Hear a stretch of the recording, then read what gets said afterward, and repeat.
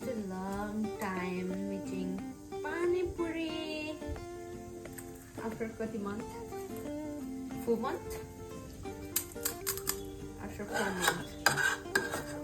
त्यसैले हामीले चाहिँ पानी पुरी बनाएर खान लाग्यो धेरै दिनपछि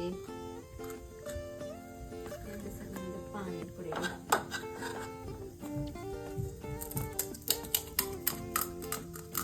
खान मन छ भने काम पर्यो मलाई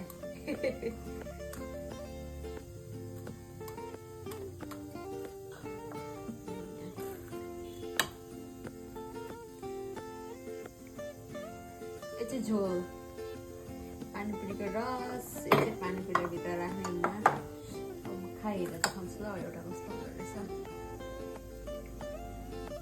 खाएँ ल